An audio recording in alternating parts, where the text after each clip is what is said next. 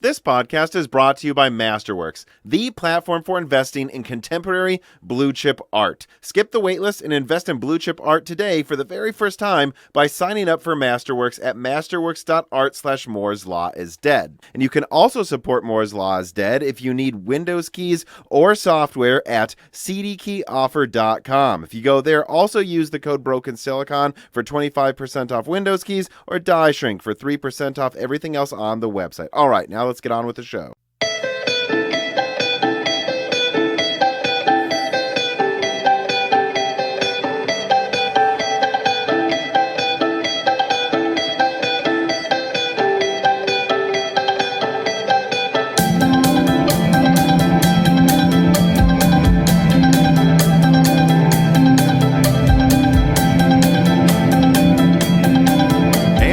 Broken Silicon, a gaming hardware podcast. I am your host, Tom, and today I'm joined by someone I've been talking to for a while that I've been trying to get down into an episode. But as you can imagine, someone like this is very busy, and there's kind of a lot of back and forth and setting of ground rules before you do a recording like this. But I've got someone on today who's going to remain anonymous, and I guess I'll say this now for you, just to be safe.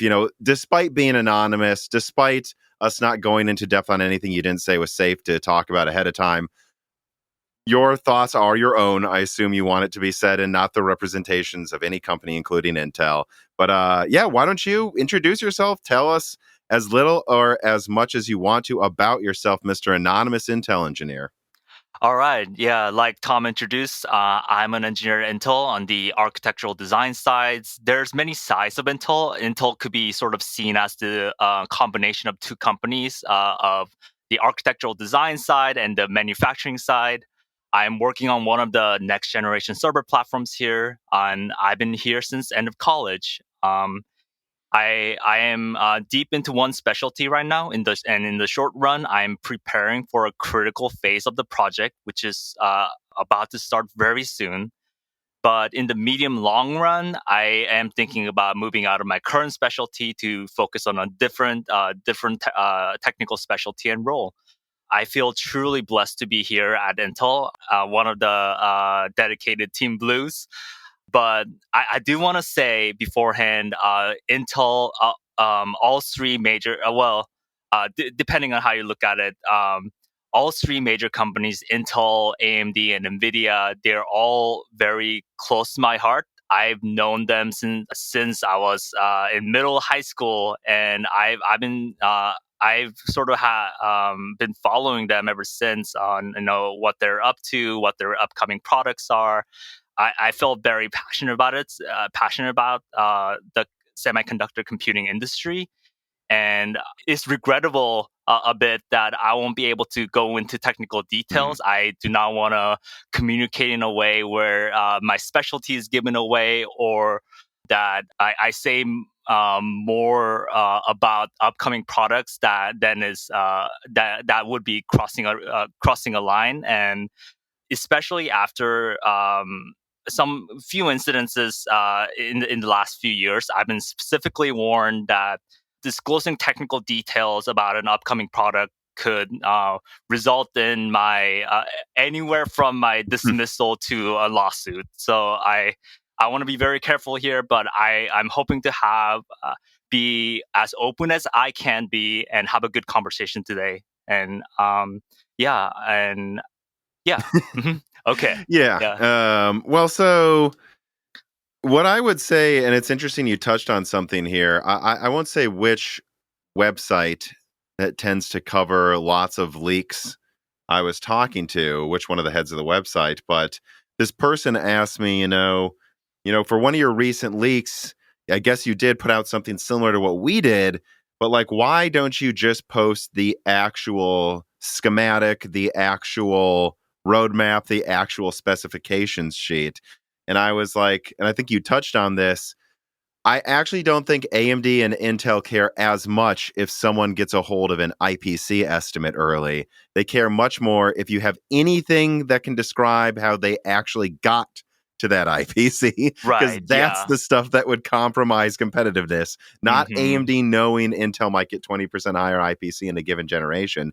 AMD can probably almost assume that based on the node they're going to, Mm-hmm. things they're hearing. It's how they got there that's dangerous to actually leak out. And that's why, and I know it makes some people mad and frankly it makes some people not take me seriously sometimes, but it's like, too bad. But I'm not posting internal documents almost ever because I know that even if I don't think it looks like it's sensitive, there could be little things on there that are like really sensitive, which is I think what you were kind of hinting at there too. Yeah. So, and I guess this is a good time for me to jump in and say, even though I do have some sources at Intel that I use for some of my leaks, you're not one of them. You're not, and there's actually a lot of people I talk to at AMD, Intel, Nvidia, the list goes on of like companies that work with these companies that aren't even at them, where they're not really sources so much as they're people where I go, hey, I know you're working on a project at this one company.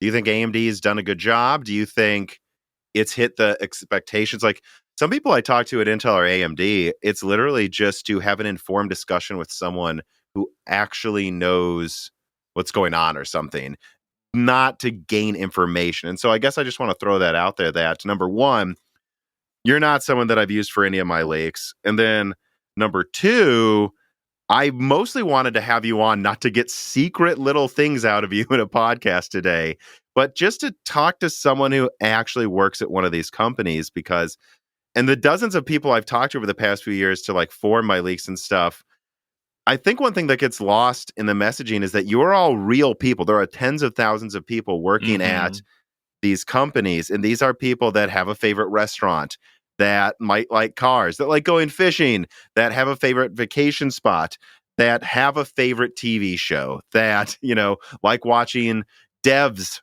I know one person at Intel who loves that show, or like Westworld or something, and that you're a real person. And I guess that's kind of one of the opening questions I have for you today. What do you think one of the biggest misconceptions are that you see online about the people who actually work at these companies, including Intel? Yeah, I think some of the biggest misconceptions of Intel AMD, we are much deeper and more diverse entity beyond what sales, marketing, or customer-facing executives sort of portray us as, and we get boxed in as stereotype based on some of the statements of the CEOs to what this marketing person who went out and said something. There are many tens of thousands real people working here.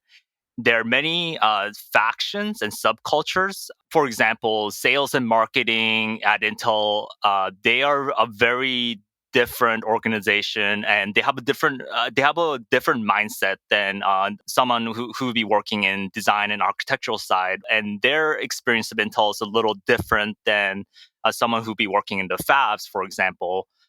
But what I could say is Intel, especially because Intel is so big, we sort of get this like false stereotypes about us being like a big corporate soulless corporate monolith. Mhm. That's not. If I know one thing for working for this company for years is built and driven by people who truly care about what they're doing. And for Intel and I'm sure for AMD and Nvidia, they're driven by similar mission statements, although we are fierce competitors of greater mission of enabling and empowering the world, or at least the digital world, through our products, and continuing to push limits of humanity forward, and continuing to push forward the unlikeliest technical law there is of Moore's law. I mean, although this channel's Moore's law is dead, but the spirit of Moore's law of being able to redefine limits every product generation and every 2-3 years, or or every year, whatever the product cadence is really driven, built by tens of thousands of smart, very motivated people who truly care, about what they do. Well, one thing I want to touch on is when you said everyone assumes you're a monolith. And this is such a widespread misconception that I don't think some people, even people who work within the industry and are very well informed and actually get how this works, can fall into this trap of thinking you all are doing the same thing and know everything and are all part of the same successes and mistakes, when there's just different teams and half of you don't even know what each other are. Most of you don't know what most of you are working on. Like when I remember I was talking to someone at AMD a bit ago, and I was like trying to get information on a specific product, and he could speak to this part of the product, but not the other.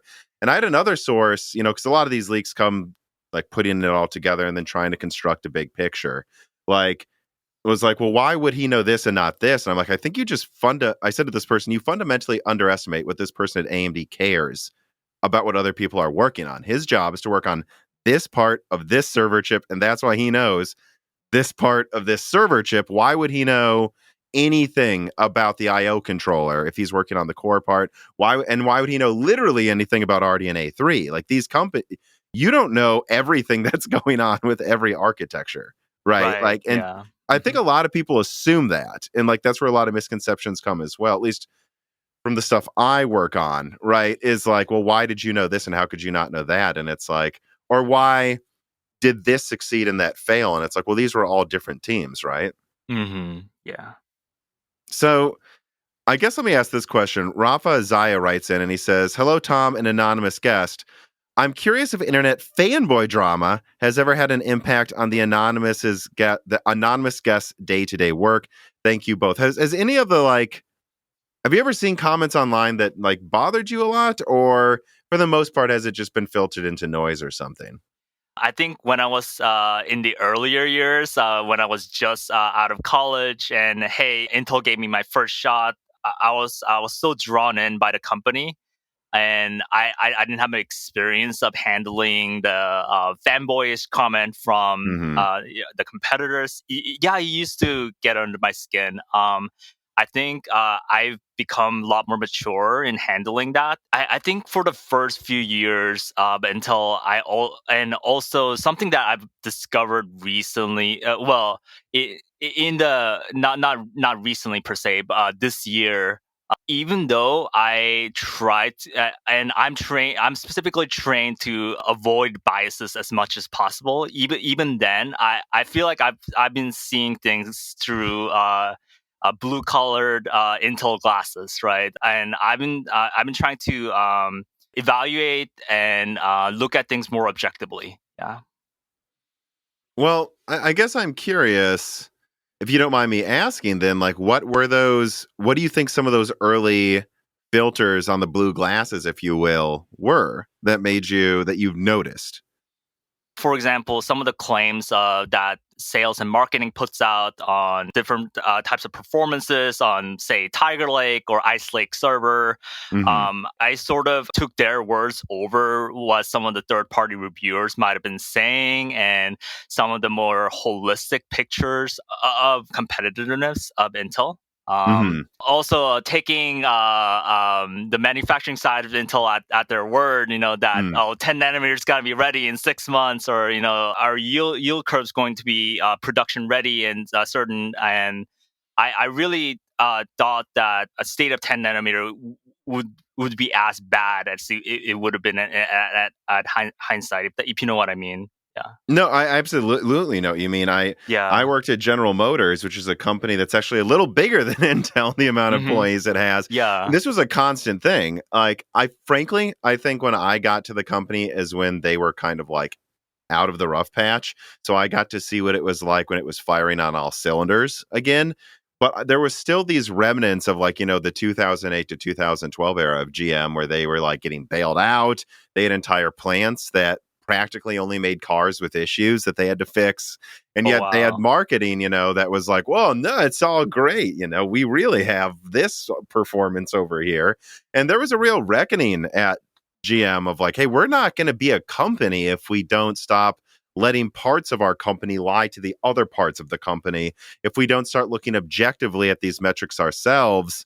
And it was still a problem we had to deal with every now and then. And I'm just trying to think of like even it, it's a, it is a real challenge, you know, when that happens, because, why wouldn't it be true? Why would? But I think eventually what I realized, working there for a bit is, I mean, even some of our suppliers, I would talk to, which, the equivalent would be AMD talking to Global Foundries or TSMC. I'm sure there are some employees that work at AMD that feel like some of their peers at TSMC feel more like peers than some people at another division of AMD, where they're not really sure what they're doing sometimes, Mm. and it's like, I imagine that's something that Intel's just grappling with now. And that happens to any company that gets very large, frankly, is you almost become multiple companies. And then I think the challenge becomes making sure everyone's really grown into a beehive that's as big as it is and hasn't just grown into separate beehives, right? I think this is one of the things that Pat has done pretty well since coming in. 2021 was it was a big wake up call moment for the company. At least my division of the company, since that Zen 2 moment in 2019, sort of felt like, oh my goodness, are we going to have a future at this rate? Look at how competitive they are just on the most objective benchmarks that we have for performance, and look at their roadmap, and how are we even looking to compete in the next 3-4 years, or 4 or 5 years. What is a 5-year trend line going to be? And Mm-hmm. Pat did an enormous job in bringing back raw honesty of, hey, we're a broken company. This is where we are at. It's going to take some time, but everyone has to be radically honest with each other. Everyone has to communicate more, and sort of the first step towards recovery is admitting that you have a problem, right? And Mm-hmm. Pat's been good at guiding us through that, and say, hey, this is where we're actually at. This is and if we don't execute better than we've been for at least last 5 to 10 years, we may not. We may have a future, but Intel may not be the company. Intel will never be the same company that has been reputed for. The good part of Intel, a good part of Intel's reputation over last few decades, right? For example, yeah. Mm-hmm. Robert S. Barnes writes in, and he says, "Hi, guys. I have a friend who's an engineer at Intel here in Israel who describes a general enthusiasm for Pat Gelsinger, but at the same time, several problems in mid and lower level project management. How deep are the management cultural problems in your experience, and how do you think they can or will get fixed?"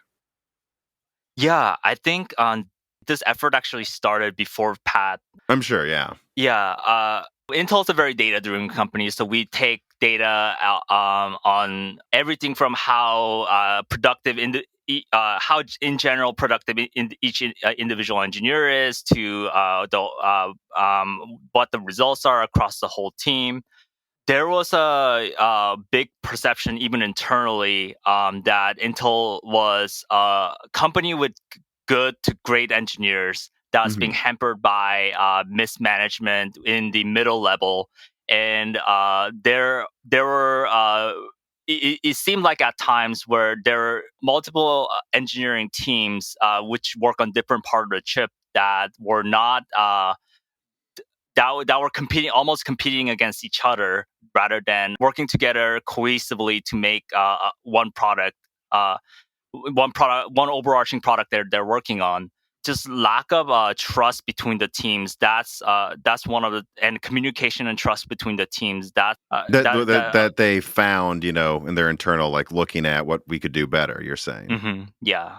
So that's sort of the type of problems that it could rise, where a firmer teams expecting certain level of progress in the pre-silicon simulation or hardware components, but those hardware and pre-silicon simulations team, they had a different schedules and goals that they set for themselves, and that didn't necessarily talk to the firmware team that expected certain Mm-hmm. features to be ready, certain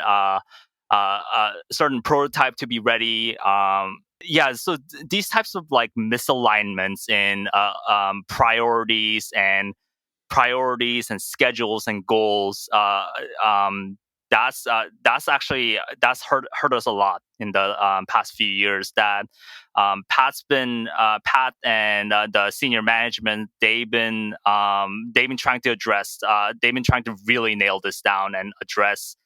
And every major ingredient teams have a holistic picture of what everybody else is doing, and have the teams like open up to each other more, and be able to hold each other accountable for, hey, we need this level of progress by this time, or and I can actually hold you to that. And those are the things that those are one of the one of the changes that I've seen just in the past 3 years. That's been remarkable. Yeah, from what it was what it was before. Yeah.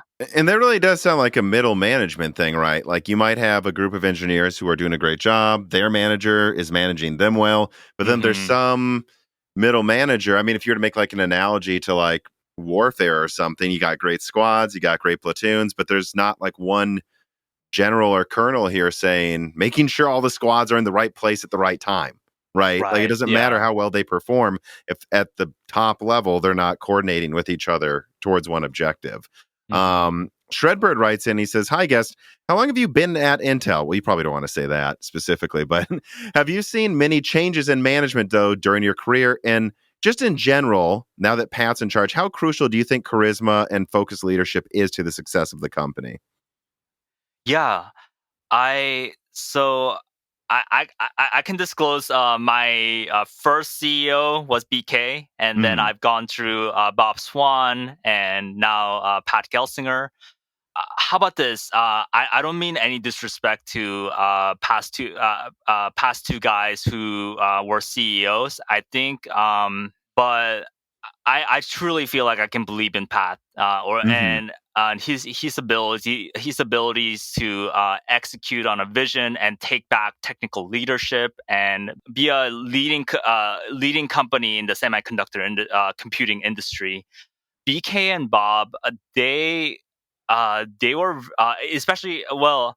Both BK and Bob, they're similar in ways that they were optimizers. They obsessed over how much this is going to cost in terms of just minimal sort of like how can I optimize outputs per minimum amount of input that's needed to get the result.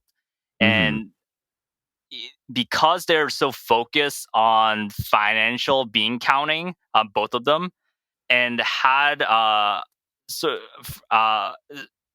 in the crucial moments that where frankly there was just much more investment needed to be able to get to the position of technical leadership, they made decisions to not to do that, and I felt like they wasted some of the resource advantage we had on things like stock buybacks. In stock buybacks, which I read an analysis where stock buybacks don't really work over the long run. In that, in the short run, it might be able to push up the stock prices higher than it artificially higher than it could it would be. be otherwise. But over the 5-10 year period, that under the trade-offs of stock buybacks and not being able to actually invest in capital research and development, that actually ends up that ends up hurting the company much more over the long run. And Pat's very I think unlike BK and Bob, Pat's obsessed over taking back technical leadership. He is willing to double down, even if it means it will put company at financial risk, or have couple of bad financial quarters in the short run. He's willing to invest that extra mile to make sure that we'll to do as much as he can to make sure that Intel is a leading semiconductor computing technology company in the long run. So some of these multi tens of billions of dollars that has been putting out in new fabs and in Italy, in Ohio, in Arizona, in Oregon. Although financially speaking, it could be really risky. If socioeconomic trends don't work out, if we fail to Hmm. execute on getting our way to having Intel 2018A in volume production in the future, that could collapse.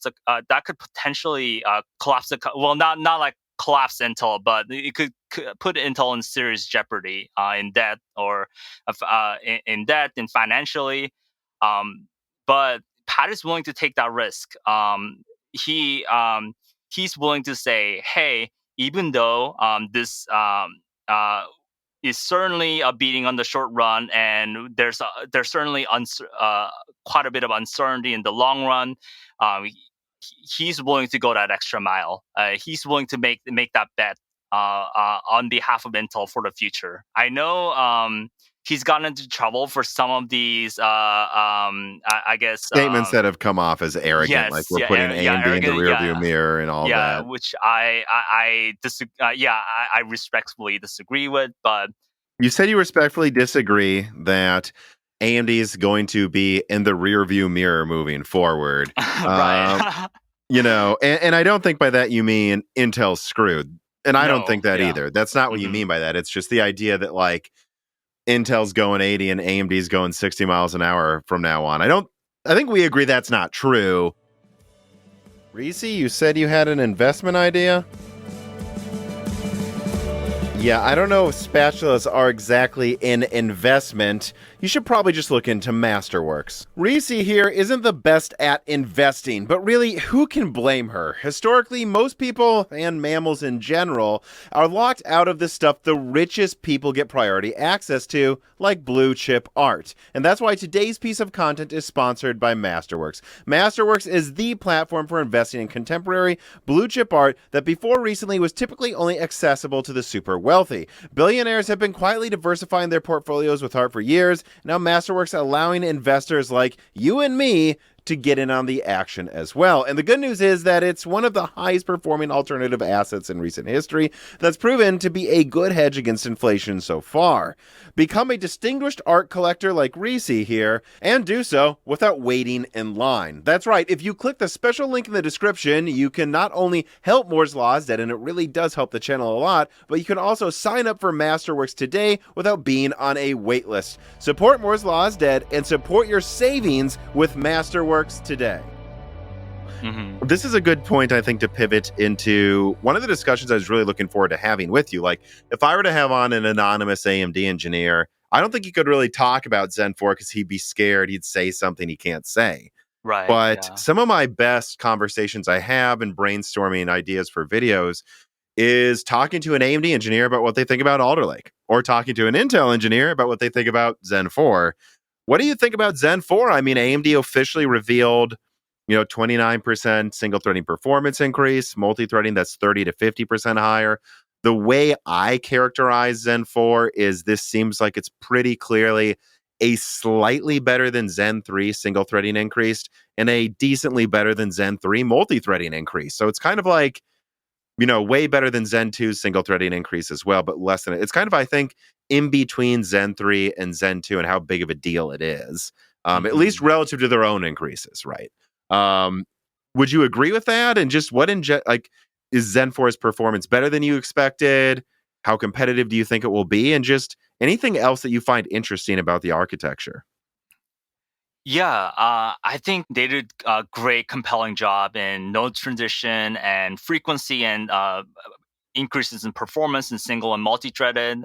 I'm happy. I'm happy for them and that they made their mark in advancing computational performance is available to consumers. And they've been doing certain things, frankly, better than us, such as having a longer socket platform compatibility. For example, a consumer will be able to pick up a Zen 4 and expect that they will have a solid upgrade path, not just in Gen 4 variants, but in Zen 5 and possibly Zen 6.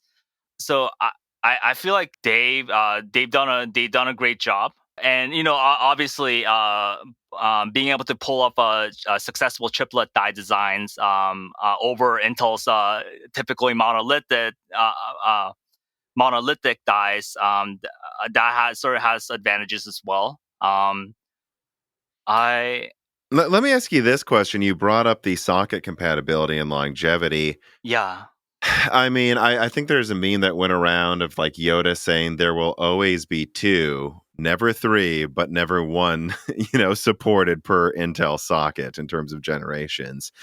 How Mhm. much of that do you think is Intel insisting on doing it that way? And how much of it do you think it is these things are planned out 3 to 5 years in advance? And the decision to have both Alder Lake and Raptor Lake on the same socket, this decision was made 3 years ago, which it means like around when Zen 2 was coming out, and Intel saw no reason to stop doing this until maybe now when they're seeing the marketing benefit AMD is going to have, being able to say, hey, we proved it. 5 years you could use AM4. Mhm. So, like how much of it do you think is that, and how much of it is, oh no, they could have put Meteor Lake on there and they just decided recently not to? And how much of it is they made this plan ahead of time? And if they ever wanted to support a socket for a very long time, it might not even have been possible until like LGA 1851, which is the first one that should use Meteor Lake. I think Intel is sort of evaluating this from what the consumers would benefit, their relationships with the consumers versus their relationship with motherboard manufacturers and OEMs. So they're doing a complex calculus on how much market shares would we lose by making Mm-hmm. this decision versus I know our motherboard manufacturers wouldn't be happy if we had a socket compatibility for too long, Mm-hmm. because then consumers would see no need to buy a new motherboard, which would be great for the consumers, but um, motherboard manufacturers keep wanting to want to keep selling motherboards, right? Mm-hmm. So yeah, and Intel, I think, chose to be on the side of the motherboard manufacturers for now, and bet that having longer socket compatibility doesn't mean we would necessarily lose substantial market share from that one decision. Mm-hmm. Intel's made that bet. I think AMD's made a different decision, that's saying, "Hey, I think this will having a very long socket compatibility. Uh, that that's one of the things that could be a differentiator between Intel and us, and this will help us build a loyal fan base. One of the factors that will help in building out a loyal fan base. Yeah. So it does sound like you're saying, oh, this wasn't some like old mindset that's still just going forward because of momentum. This is a clear bet they're still making. Yeah. Hmm. Yeah. Let me throw in a reader mail here that can get us back to comparing AMD and Intel. El Risa writes in and says, hey, Tom and Anonymous, I think there has always been a larger gap with the single threading performance difference between Intel's lineup within a generation versus AMD's chiplet lineups. Since Intel has different physical dies for their lineup, shouldn't it be easier to get a good quality bit on a smaller monolithic die than the larger dies, which are reserved for i9s? Since Intel never have any i5s that can clock as high or higher than an i9, doesn't Intel intentionally build their smaller dies performance cores differently to segment them? And I like this question because this is something that I really had a bone to, to pick with this one here. Like with some of the people I saw in the Discord comments for the Moore's Law's Dead Discord and on Twitter, especially more so on Twitter, when AMD officially unveiled Zen 4, where I saw a lot of people saying, hey, but remember, we have this one, I don't know, right? Geek bench leak for the Raptor Lake i9, and that's going to be the same performance for the i5. And I'm like, you look at history, Intel's variance in single threading performance between their i5 and i9 has been way larger than AMD's R5 and R9. And Yeah, it, having one monolithic die means there's just a lot more variance, just because of the how one monolithic die turns out in yield, how many cores can be enabled, what frequency it could be running at. So, uh, Yeah, and this is one of the advantages that I think AMD has by going on employing a small chiplet strategy versus us. Although we are moving away from Hmm. monolithic dies. Right, because there's 120 millimeters squared of 7 nanometer for the IO die in Zen 4. And there's just like 71 or something millimeters squared per CCD, which means it's going to be pretty dang good yields, right? For Yeah. that. And I think, like, here's a misconception right there. Elrisa says with different dies.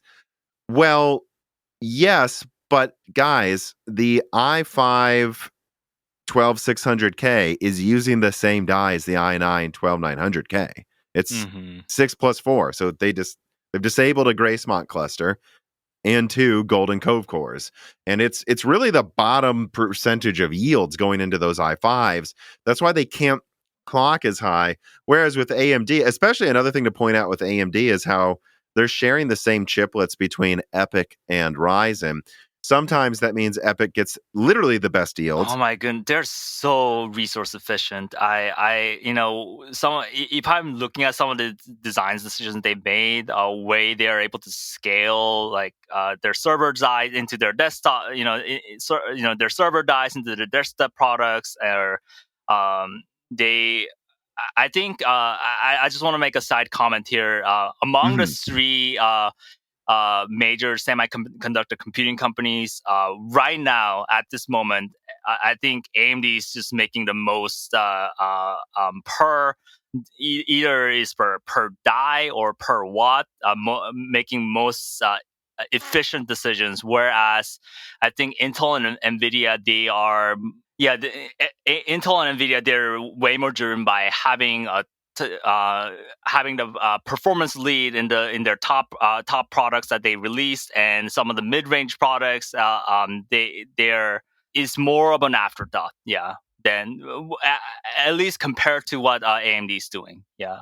And it's interesting to like look at the differences in boost because I think what you would see too, I'm actually looking at boost clocks between some CPUs right now to like I think what you see is AMD's probably, I suspect, we'll see, it could be wrong, 7600X will have a boost clock difference that's kind of similar to what you'll see between the R5 and the R9, comparable to Intel's i5 to i9. But I think the i5 boost clock to the very peak is going to be a little more fleeting. And the reason AMD can get away with this is sharing Epic with Ryzen means sometimes Epic just gets the best yields, oftentimes, but there are different types of yields.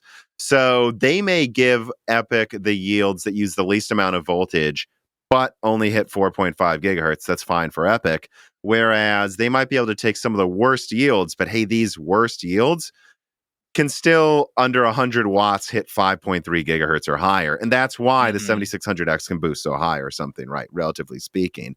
And being able to Right. mix and match between Threadripper, Epic, Ryzen, soon Dragon Range, like it's like they can literally take the perfect voltage and top clock speed binning and then use it for that design. Whereas with Intel, they're using one die only for consumer. They're not sharing this with server. So there's a little Hmm. less variance in how perfectly they can target a specific use case. So I think Right. that's why you see the bigger variance in single threading performance between i5s and i9s. But to be fair, there is a somewhat similar variance with AMD.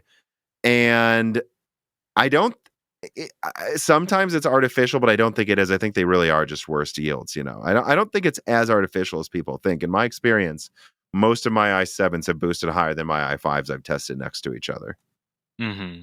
Yeah. It's similar voltage. So I guess I'm trying to think of anything else to add to this here. But I mean, I guess I want to start getting into this question. So Trogdor writes in, "Hi Tom, an Intel engineer. One thing that really impressed me with the Zen 4 reveal was how area efficient the Zen 4 cores are compared to Alder Lake.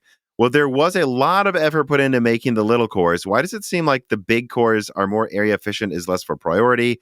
Are there certain IP blocks and instruction sets that Intel is just stubborn about? When AMD's little cores hit the market, will it make Intel's big little approach look silly? Thank you both for all your hard work. I can't wait for the next few gens of CPUs from both companies. And I would just throw in here just for context, like for example, a Gracemont core is about a fourth the size of a Golden Cove core, but a Zen 4 core, a full Zen 4 core with hyperthreading is about half the size of a Golden Cove core. So it's just two Gracemont cores. So it does make you call into question how efficient it is and how much, because I've seen people make this argument, like, are the little cores just there because that's the only way to scale performance without being limited by how many cores you can fit in a die at Intel? Yeah, I think position that Intel was coming from with Alder Lake was we're so focused on taking back that single-threaded leadership at almost not at all costs, because every design is a trade-off, but we're more optimized on these big Golden Cove cores, outperforming Zen 3 in single-threaded. So, and because it was complemented with the E-cores that are, like you mentioned, very area efficient, 4-core cluster, roughly size of one performance core with Skylake level of IPC, the area efficiency of big cores at obviously there's a cost of margins were deprioritized. We had a mindset that, okay, we're gonna have these really big Golden Cove cores take back the single to 4, 6, 8 threaded leadership, and for the any like background workloads or overall multi-threaded leadership, we'll just throw in a bunch of these very area efficient E-cores to complement that, so that we're in a positions where we could have leadership on both single-threaded and overall multi-threaded. So I know the design decision Golden Cove, it was certainly a sacrificing area. They were just obsessed with having that single-threaded leadership over Zen 3. Yeah. Do you think, are you specifically at least, and do you think a lot of people at Intel are surprised by how small Zen 4's cores are, or are they bigger than you expected, right? Because I think the overall CCD is the same size of Zen 2, which I think it's hard to say if that's bigger or smaller than people would have expected. I guess it brings another Zen 3 IPC, well, not IPC, Zen 3 single-threaded increase. So I guess it is pretty efficient. What do you think? Like, is Zen 4 efficient with its 5 nanometer space? Is it bigger or smaller than you expected? I actually have to do more background work and analysis on this for me to really answer this. Yeah, honestly. How impressive you think it is, you mean? Yeah. Yeah. Well, so let me pivot to this thing, because this is a discussion I really can't even have with a lot of people. They have to be a very specific type of person to have this discussion. Looking back on what the Ryzen progression is look like, and I sent you this ahead of time, right? Like Zen Plus brought a 3 to 7% single threading / multi-threading increase over Zen 1. Then Zen 2 brought like a 15% increase in single threading, but a 110% increase in multi-threading. Yeah. Then Zen 3 brought only a 10% increase in multi-threading, but a 25% increase in single threading. And now you can kind of see this leapfrogging back and forth since Zen 2. Now Zen 4, 29% increase in single threading, but a 30 to 50% increase in multi-threading.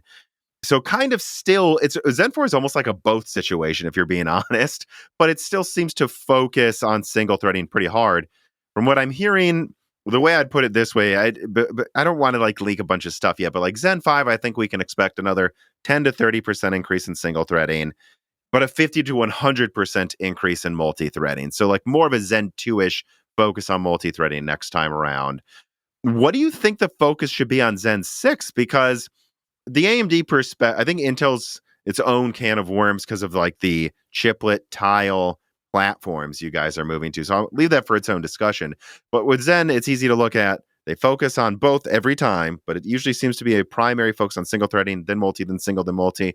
What do you think Zen 6 should focus on? Because if you're thinking about it, Zen 4 is another big increase. By the time we get to Zen 5, I mean, what? We're going to be looking at something that's like 3 times better than Zen 2. Like, where do you go from there with Zen 6? Because I don't think most gamers are going to need more single threading performance after Zen 5, let alone Zen 4. And I'm not sure how much multi-threading performance we need in consumers products in the short term when a lot of programs can't even make good use of more than 8 threads. Like, where do Right. you see us going after Zen? What should Zen 6 focus on? Should they do no core count increase, double IPC? Should they try to give you 48 cores on AM5? Like, what do you think the focus should be? So we are looking at Zen 6, we're looking at 2025, right? In terms of sort of the general timeline, right? Zen 5 comes out early 2024. Yeah, I think probably late 2024 or somewhere in like mid to late 2025. Somewhere in 2025. That's when I think Zen 6 comes out. Yeah. It powers AMD. I think I'd focus on taking single-threaded gaming leadership from Intel over the products that we're releasing in 2025. While and while being able to credibly claim an efficiency advantage. Zen 3 took. I know I'll have. If this was out in public, I'll have technical and marketing sales folks stopping by my cube with pitchforks. But over commented Rocket Lake, Zen. That being able to take back single-threaded leadership in client, and I think that's the most important battle in context, even still. And I in the near future, in 2025-ish from now, I think having that leadership in the first single to 8 thread is what's going to really determine how performance feels to an average everyday user. I don't know if adding beyond, say, 24 cores or even 16, let's be honest. Yeah, even 16 cores, 32 threads. I don't know. Outside of a true HDT workstation type of workloads or people who buy consumer chips for that usage, I think it will be a bit of a waste. And maybe 5 years and beyond in the future, I'm sure software can grow to software industries always grow to take advantage of what's offered in hardwares. Like they did, when the mainstream chips topped out at 4 cores or 6 cores, or it's 4, 6, 8 cores, whatnot in the like 5+ years in the future. But I think for Zen 6 generation, if I was AMD, I would I would focus hard on just taking back that single to 8-threaded, first 8-thread leadership. Yeah. Well, it's so interesting, and clearly I would say that's what Intel thinks, because you guys are focusing on 8 big cores with pretty much every architecture I'm looking at over the next few years. But it's interesting because I think people got so used to AMD going to 8 cores when Intel was on 4 cores for a while, and they went to 16 cores, and they were like, all right, 32 next year, right? And even all the way back when my channel was kind of in its early stages in 2020, I said, why? I mean, I'm glad I have 16 cores. I am, and I do use them, but I can't imagine, why do you need 32? What are you doing? What are you doing with it? And it's like, anytime they would give me a good example, it's like, dude, you should buy Threadripper. What are you doing? Like, what? Like this idea of like higher core counts, it's hard for me to come up with a good example of how often that would ever help me. And I'm not the typical user. So I would say 80% of the market does not need more cores for the next few years. And but at the same time, I do think focusing on multi-threading helped AMD a lot over the past few, because of how behind, I would argue, the industry was in client side and increasing core counts. And we were still using dual cores in laptops until Zen came out. Like, would you agree that was with certainly me? a missed opportunity from Intel. Yeah. So I'll give you this. I agree that probably the battle to win moving forward is having the best single threading, and then after that, the best accelerators and non-standard boosts. Like, if you can have a neural engine that just makes web browsing twice as good as Intel, do that, because they'll actually notice it, Right. But would you, if we agree on that, though, that multi-threading actually isn't as important as some people are making it out to be moving forward, would you agree with me, though, that over the past few years, it had an oversized benefit compared to normal to have AMD win multi-threading because of how behind client was in multi-threading? It's they did a great job in sort of bringing the client space out of the 2 4-core era. And that was a missed opportunity from Intel. And I applaud AMD for making that call to add more cores in the client. But yeah, looking at the general state of software and what the majority of people use on day-to-day basis for the desktops and laptops, over 16, over 32, 30, especially when you're getting to 32 threads, is it really that beneficial for consumers? Even if you're, running, two things at the same time, maybe there's some background task going on. How many threads do you really need when a user is fully engaged in their primary computing task and with maybe some background apps going on, right? So um, AMD made a right call at the time, but I think just like ever increasing core counts, I don't know how beneficial that would be for consumers. Yeah. Well, so I think an interesting thing to bring up now is Zen 4 versus Raptor Lake segmentation, because, and I put this out in my live stream that kind of added on in the beginning of it, the recent loose ends. It added on to what I said in my recent 7600X, 7700X like pricing analysis video, where I think a lot of people are expecting Raptor Lake in the mid range to just walk away with a raffle stomping of Zen 4. And from what I'm hearing, it might not be so easy because, look, we know the price. The 7600X is $300, but I think there's a decent chance the i5's $350. And if it loses in single threading, but it might win by 40-50% in multi-threading, don't get me wrong. But how much does that matter to some people? Like, you're paying 15% more for a little worse gaming performance.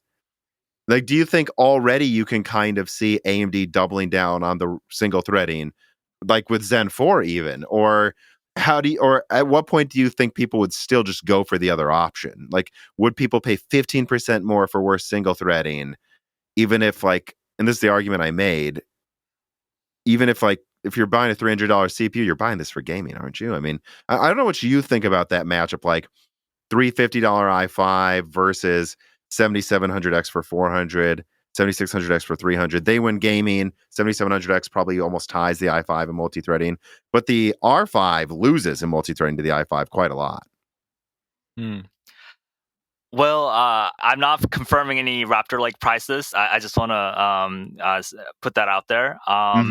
I'm not asking you to, but if that were to be the case, as I put out in my past 2 pieces of content, where do you think the balance is? Do you think Intel's got the good balance where it's like, hey, we lose single threading 5%, let's say, and it's probably not even 5%.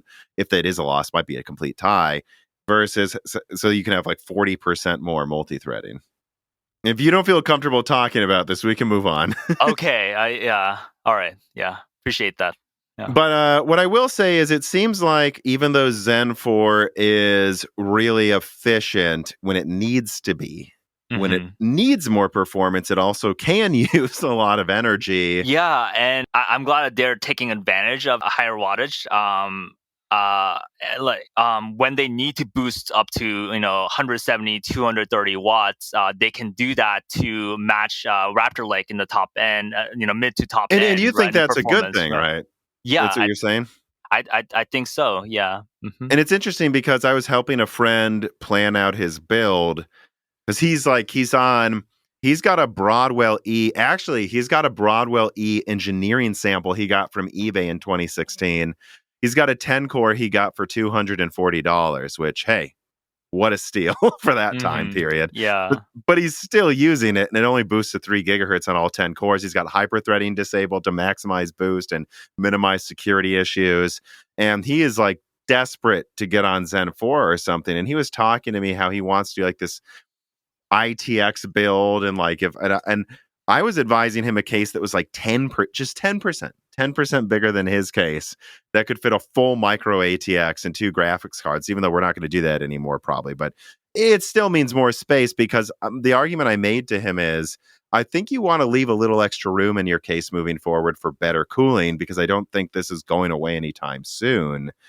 And I guess what I'm getting to is I think the era of like 65 to 100 watt consumer CPUs on desktop is kind of gone. And the argument I made to him is, basically, if you're going to spend extra to get some weird Asus ITX motherboard for a Zen 4 processor and then compromise cooling, you're basically gambling, oh, well, I'll never need to make anything bigger than this. And I said, I think it's much more likely Zen 5 and Meteor Lake and Arrow Lake on desktop, not on laptop, but on desktop, use even more energy than now because there's competition. And when there's competition, people will pay a lot more for the final 20% performance. That means power consumption's going up. Would you agree that's just a constant? Like, we're going up. We're going to 200 watts next, probably. And it's just going to be what it is because I make the argument the only reason we had like 77 watt Ivy Bridge CPUs is because Intel didn't have any competition.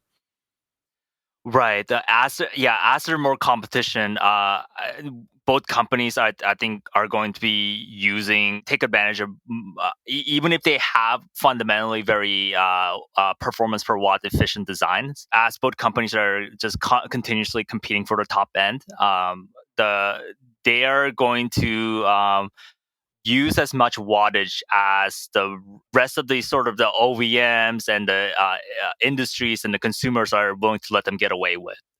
Because having that top performance over your competitor is just so important in the whole picture of like who is going to walk away with the most market share, right? So, yeah. All right, so I want to start pivoting to some other questions here. All right, well, the anonymous server engineer writes in, who's also been on Broken Silicon a few times, and he says, Optane is a disaster in my opinion. How does Intel expect customers who have spent millions of dollars trying to certify their in-house applications to run on Optane only to have Intel pull the rug out from underneath? I can tell that is what most enterprise professionals hate the most. Don't pull the rug out from me when I'm trying to plan something years in ahead. I'm going to be honest, I'm going to have a hard time forgiving this. And this is, again, the Optane thing really surprised me. Like, I know some people were like, and I would argue these were like armchair experts going, well, we all could see this coming. But there were a lot of server engineers who did legitimately like Optane, even if I guess some people didn't. How would you answer his question? I just want to clarify that axing Optane was a very, very difficult decision, and for so many involved. And I know for a fact that Intel lost quite a bit of sort of repertoire credibility by choosing to axe Optane to focus on these very core the XPU plus FPGAs and other server platform peripherals. Some of these workloads that I personally saw accelerated by having Optane fully decked out Optane memory on a server platform. It certainly showed so much promise, and I'm personally disheartened that Optane was axed. I guess at the same time, some of the ways that from DRAM to solid, some of the advanced solid state drives, some of the alternatives emerging around Optane, as well as Intel's just need to focus in order to really have a future in having leadership in these very core areas. The company decided to move on without Optane. Yeah. So I guess all you're saying is this. All you can tell me if I'm, characterizing your answer wrong, but it sounds like you're saying, rest assured, this wasn't an easy decision, and Intel's just as happy about it as its customers. Yeah. These are just the decisions sometimes you have to make at a company. I really don't know what else there is to say about it, except that, everything that we've just said. Reese, what is it? What's this message over here? You want treats, belly rubs, walks, and to not overpay for Windows keys. Well, I can definitely handle the treats, belly rubs, and walks on my own. I can't help Reese with getting reasonably priced Microsoft keys without cdkeyoffer.com. This piece of content is sponsored by cdkeyoffer.com, a long-term sponsor of Moore's Law is Dead and its community for any time someone in my community needs reasonably priced Office or Microsoft operating operating system keys without paying excessive monopolistic pricing. But that's not all they offer either. They also have great deals on PlayStation, Steam, Origin, and Uplay keys, and physical products like gaming chairs and keyboards and mice as well. They are always running sales, but make sure you use the best code possible provided for Moore's Law's Dead fans for the biggest discount. Use the links in the description or on screen, and then the code BROKENSILICON to get 25% off Windows codes, or Die Shrink for 3% off everything else on the website. Being on these links really does help the channel a lot, and using the offer codes helps it even more. It keeps CDKey Offer as a reliable sponsor for this community and for you to use again in the future as they keep sponsoring us. Go to cdkeyoffer.com today. But I do want to move on then to Sapphire Rapids for a bit here, because there are a lot of people with questions about Sapphire Rapids. Okay. And I know I don't know if you've already said it, but didn't you want to say something first before I start getting into the reader mails about it?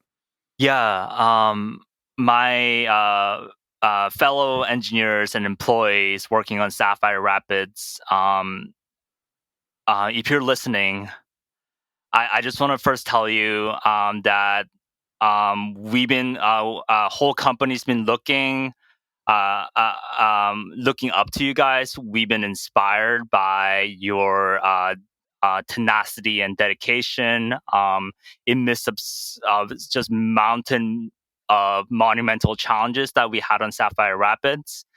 And I know it must not have been easy when Pat is calling you out in front of the company as unacceptable, or some of the other actions and things that's been taken. I just want to say we're not ashamed. We're proud. We're proud of what you guys been what you guys been able to do in spite of the challenges. And you guys are almost there. Just give it one last push. Every time I get that email, high level email going out on Sapphire Rapids, which milestone you guys are at, it's not just executives commenting on those email threads. It's everyday engineers being proud of what you guys been able to achieve as well. So yeah. Mm-hmm. And I mean, just one of my questions was, though, I mean, I don't know how much you can talk about it. I think you said you could actually. Like, what is going on with Sapphire Rapids? Because I expected it to be out a year ago, frankly. At least I expected it to be out at the end of last year, if I remember correctly. It's already hard for me to remember. It was supposed to be a 1-2 punch along with Alder Lake, but we missed that second piece. At a high level, what happened with Sapphire Rapids was, well, for context, in the Skylake and Ice Lake past server programs, we made a lot of customers, high priority customers, upset over the level of a level of quality and amount of bugs that we had after the launch, and we had to go on task force mode for months and sometimes months at a time of a product that's supposedly have launched. So Sapphire Rapids, while we were getting to Sapphire Rapids, we sort of doubled down on in focus, and when we do launch, we're gonna have a quality product, right? So that's the context that Sapphire Rapids was coming from, and what ended up happening was it was a mix of Intel being really ambitious on Sapphire Rapids. It's the first to get to DDR5 CXL accelerators on AI, new architecture with new transistor node. And Intel's first design on servers moving away from monolithic dies and utilizing 8 EMIBs and 4 dies fused together. And it could be described as a moonshot project. And I was going to bring that up, right? It seems like a lot of this is moonshot stuff over, when things get delayed, right? Mm-hmm. Yeah, and so there are a lot of just fundamental engineering challenges, and and the two factors that also contributed to Sapphire Rapids way it is there were too many incomplete some of the specifications that were defined as features at the big early phase of the projects were inadequate across inadequate, and there's that classic problems of engineering teams not collaborating with each other well, and they meant one thing but suboptimally defined specifications, and combine that with there's a lack of adequate pre-silicon level of coverage. So, and once you're having an actual silicon to start working on, you're already on the second half of the project, right?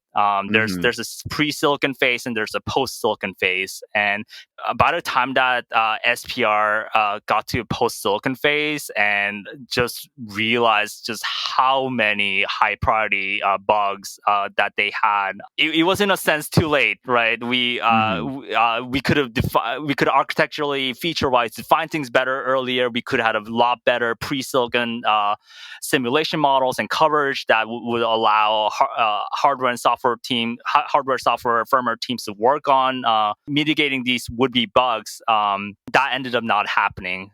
And because of these factors, along with Intel wanting to really nail down on what the level of quality is going to be at launch, they ended up having so many hardware steppings to just fix these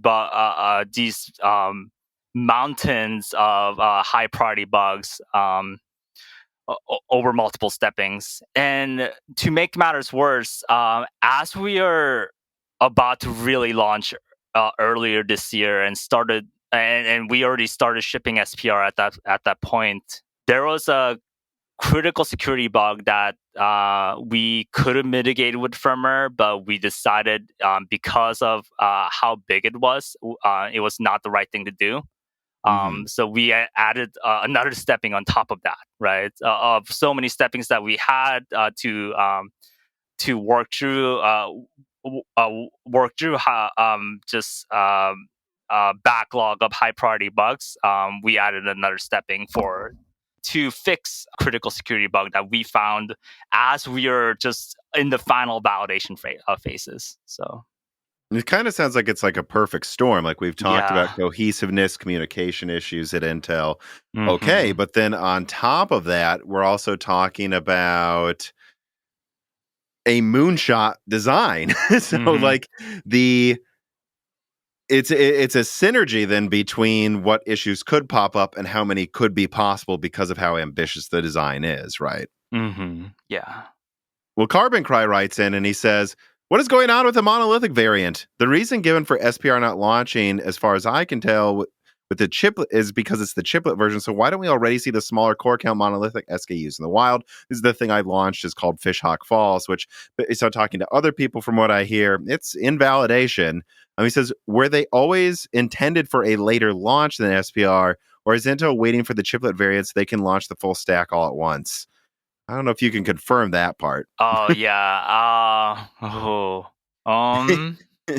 Don't say anything you're not allowed to talk about, right? Like, I don't risk it, but all right, yeah. But I mean, like, I guess the question is, and I think this part is probably safe to talk about. Like, my from what I always heard is Fishhawk Falls was supposed to launch.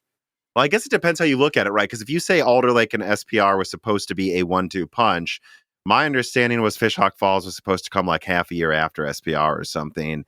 And then my understanding about half a year ago from now was Fishhawk Falls and SPR were supposed to come out at a similar time. So are some of these bugs also in Fishhawk Falls, or is Fishhawk Falls just always going to come out after SPR? Because I do think this is a fair question. Like, how many of these? Go on. Yeah.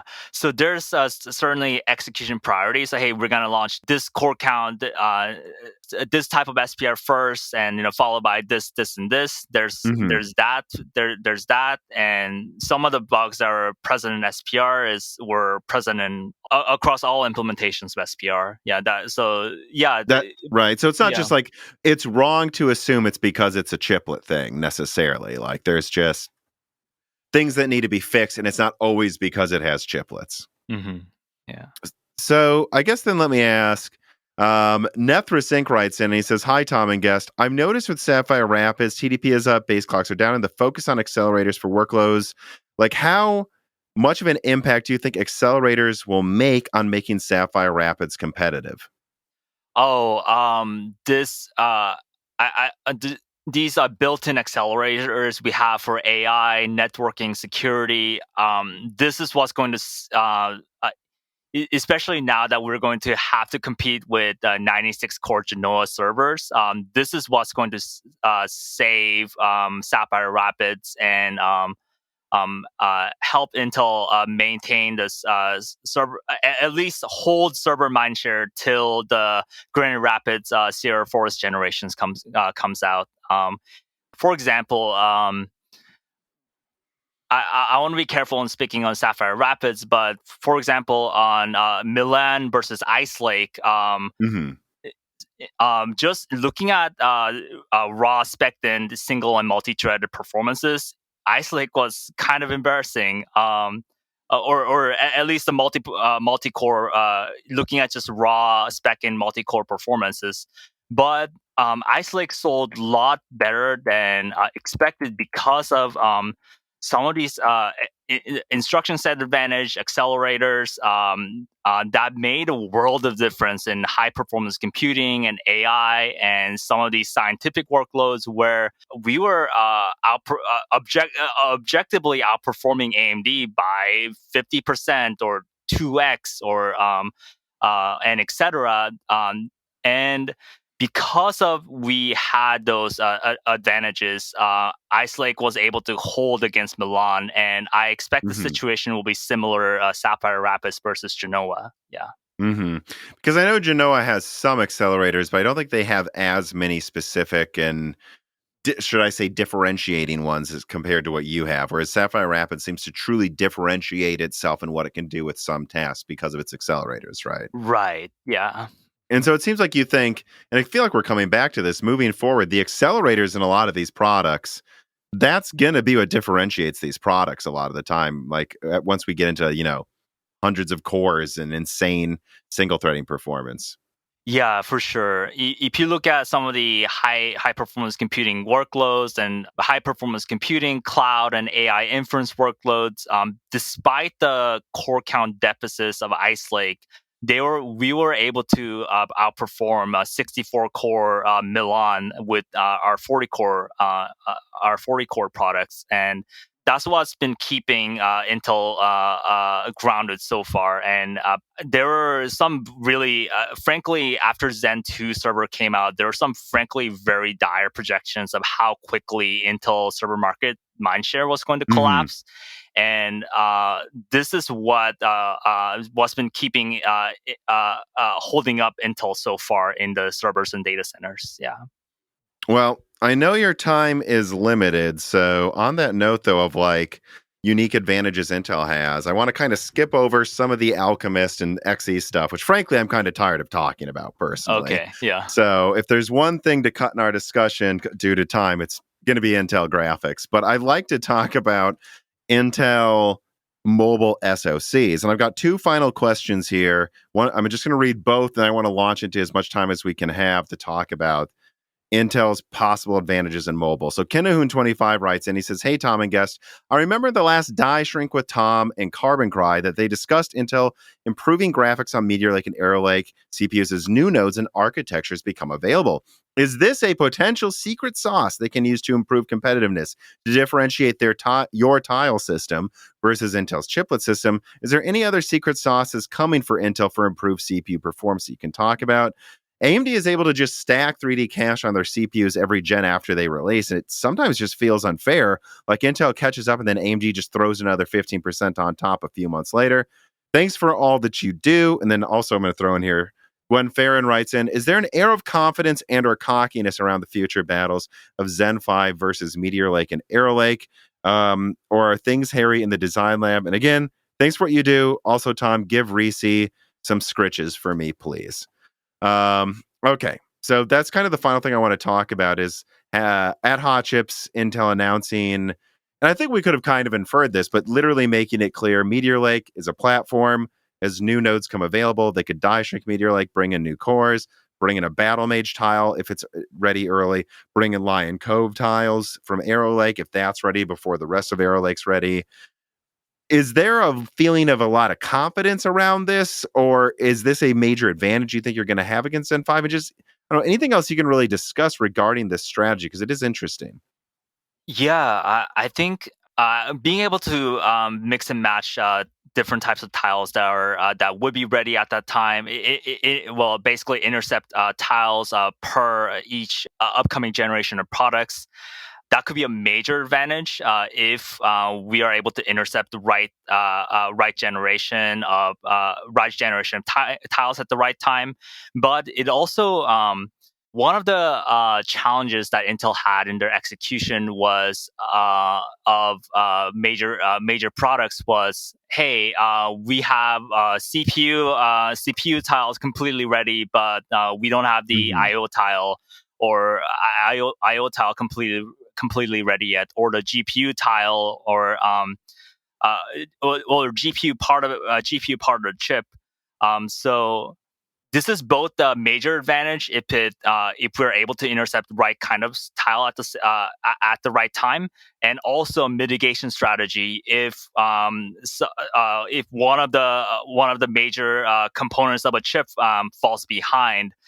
We are able to still launch the product on time with the current or past generation tile. Yeah, so.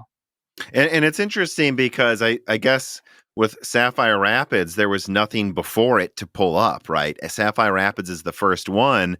So if stuff goes wrong, the whole thing's delayed. But you're saying moving maybe to Emerald Rapids and then Granite Rapids and Diamond Rapids. Like, what now that you'll have a base, maybe this can allow other architectures to mitigate half of the bugs if they're coming from one of the tiles and just pull up a generation, mitigate, right, and pull up Right, some new yeah. generation early. And that, yeah, and so that's probably going to be something that benefits a lot of upcoming Intel products then, right? Yes, yeah.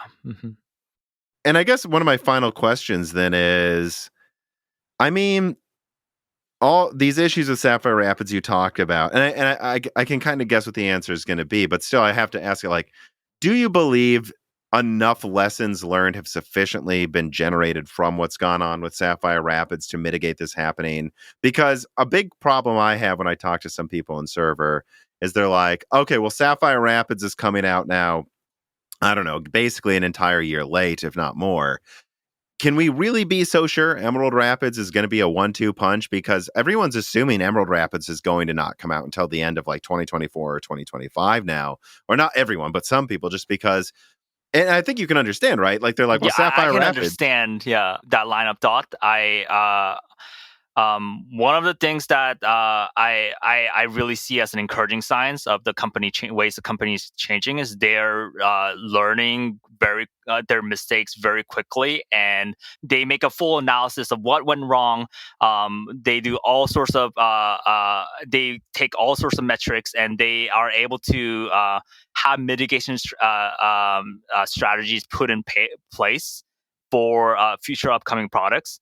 So I can say some of the challenges that we had on Sapphire Rapids, we do not have. We almost do not have it at all in the future upcoming server programs.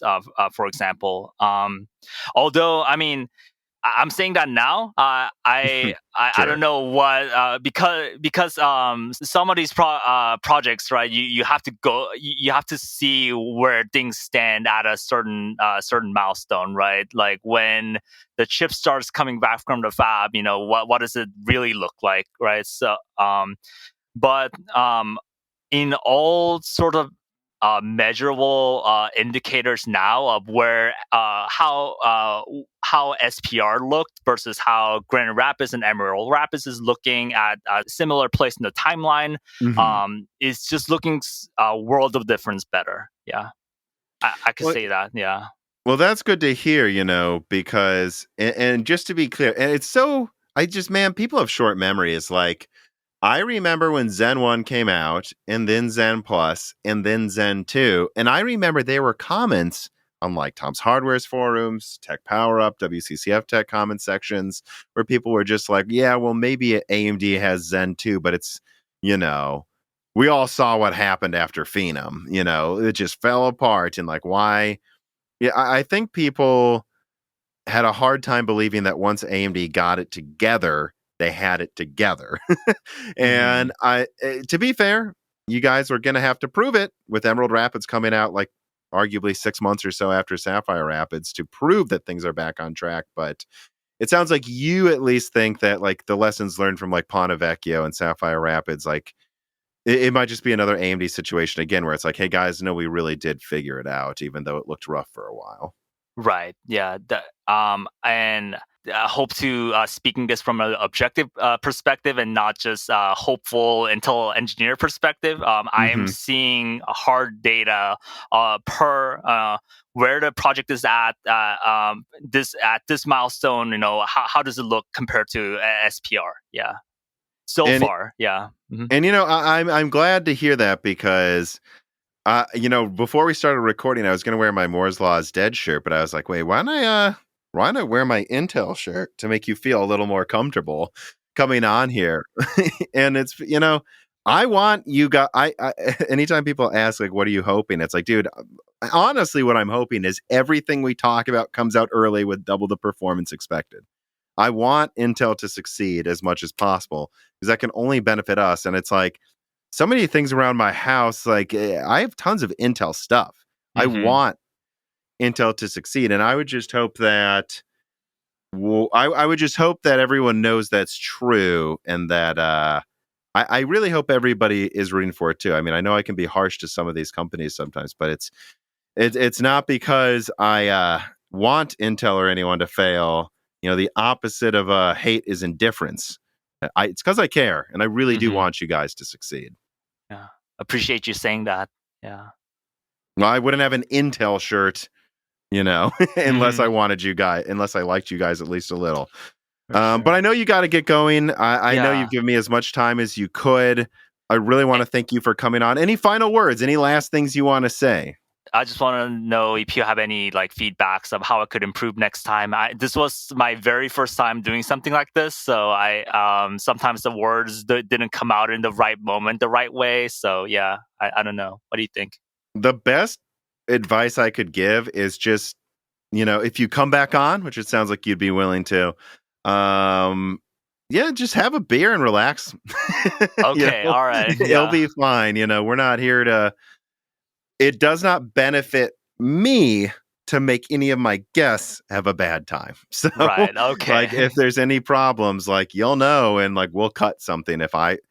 Half of the time I've had, not half of the time, but there has been times, rarely, where a guest will say, hey, I thought this part of the conversation could have been improved. And it's like, we already edited it. You need to tell me.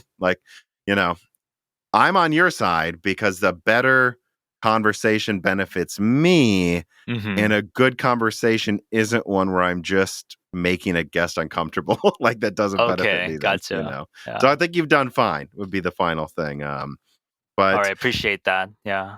All right, but otherwise, I just say to everyone listening, make sure you're subscribed to the Moore's Law is Dead YouTube channel. Ring the bell button, subscribe to the Patreon where you'll get access to podcasts like this early and ad-free. You can ask guests like anonymous Intel guest questions, and give us a review on Apple Podcasts. If you enjoyed it, that really helps us a lot as well. Tell your friends about us. And otherwise, thank you to everybody for listening. Have a good one.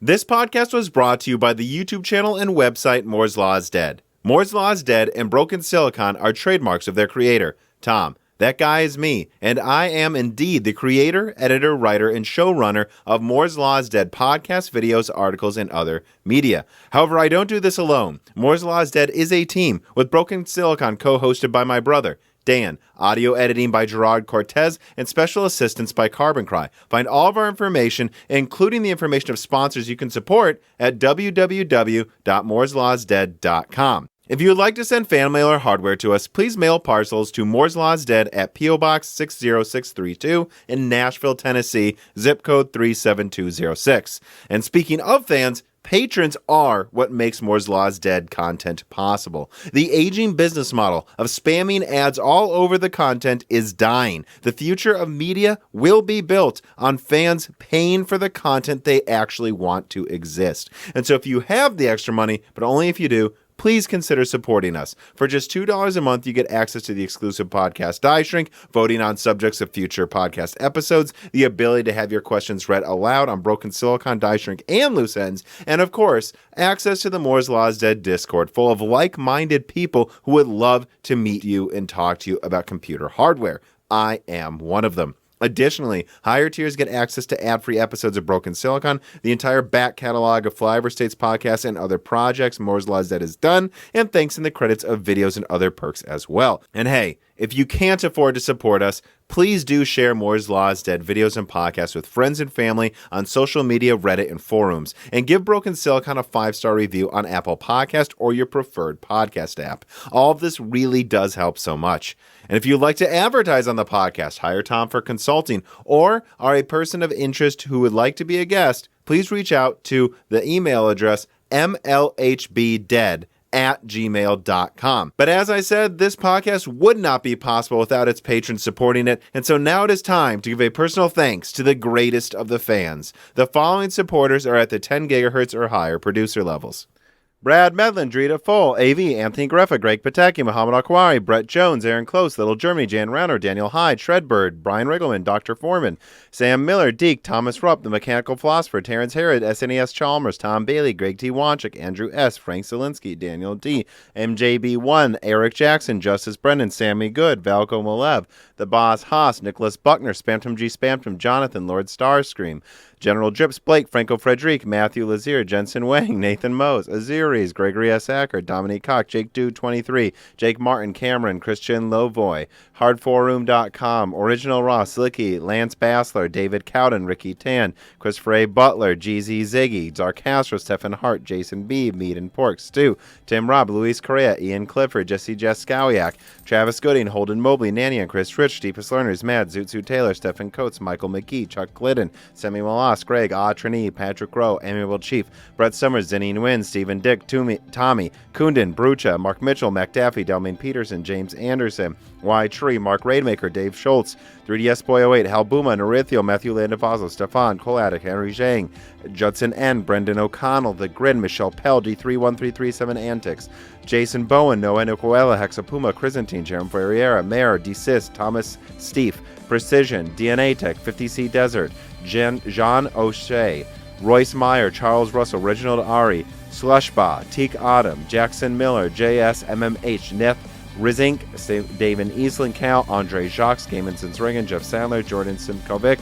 Loophole 35, Winstar Joker, James I. Brandner, Corey Leonard, Niam Lima, John Shin, Justin Bussell, Kelfin, Austin Haggerty, Roger Davies, Shea, Julian Laked, Corey Chappelle, Evan Dingle, C2, Timothy Beldridge, Samuel Park, Radiant Technologies Group, and thank you to Sahara for the music.